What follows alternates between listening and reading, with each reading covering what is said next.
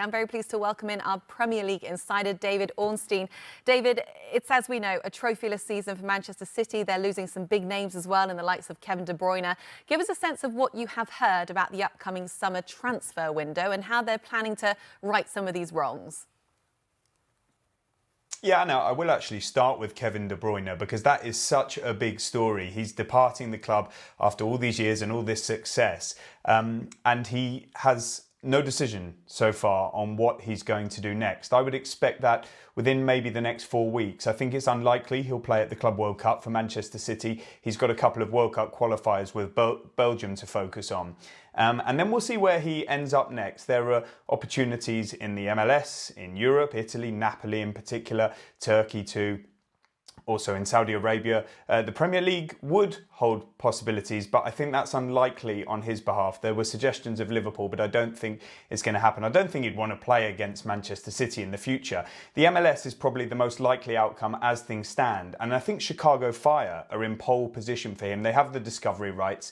It's a really interesting project. Greg Berhalter has gone there, of course, and it would represent a great life in an amazing sporting city. So watch this space on that one. But who would be coming in to replace him? Well, City's top choice was Florian Wirtz of Bayern Leverkusen, but that's not going to be happening. The word coming out of the Etihad Stadium is the package would be too expensive, and I think they're expecting him most likely, but not definitely, to join Bayern Munich. Liverpool are interested in him as well. Who else? Tijani Reinders at AC Milan is a real possibility. Talks have taken place, and City are actually hopeful of reaching agreement for the Netherlands international midfielder. Also keep an eye on Morgan Gibbs-White. I've reported for some weeks now that he is strongly admired at the Etihad Stadium, and I think we could be hearing a lot more about that in the weeks ahead. Not that Nottingham Forest will want to see him go and they'd want to get a significant price for him. Other positions, left back, right back, full back areas, the likes of Milos Kerkez, Ryan Aït-Nouri, Cambiasso from Juventus are all on the agenda.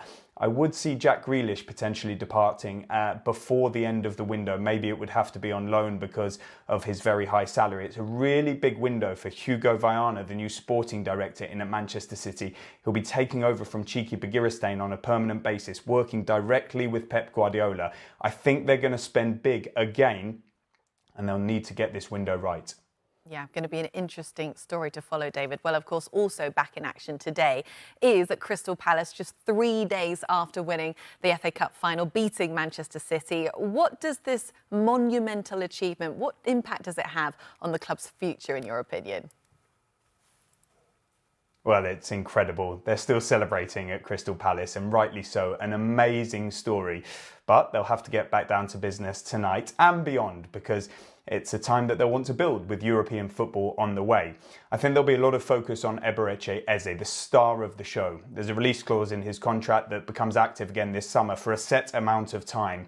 It's £60 million plus £8 million in add-ons. There hasn't been a huge amount of interest in the preceding months, but his run of form makes me think that is certainly going to change. And if he does leave Selhurst Park, I think Crystal Palace already have options lined up for who they would look to bring in to replace him. They're being very proactive in this. Jean-Philippe Mateta, I think Palace would like to renew his contract, and there's some talks going on, a bit of optimism around that. There's been rumours today about Jamie Vardy. I think he is a player who is admired by the Palace hierarchy, but let's wait and see if that one develops. It could be a very interesting situation there. If we go further back in the team, Adam Wharton has rightly gained so many admirers, but I think he would most likely be staying this summer. He's been troubled by that hernia injury. No doubt he's going to the Stars, and there'll be speculation around him, but Palace are intent on keeping hold of him. I think it's got a good chance in happening.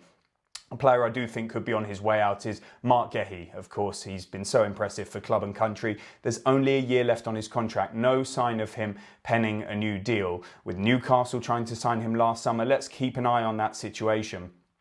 He's been linked with many clubs, and we could see him go if the suitable offers arrive. There can be some other pruning around the squad at full-back, maybe a second choice goalkeeper.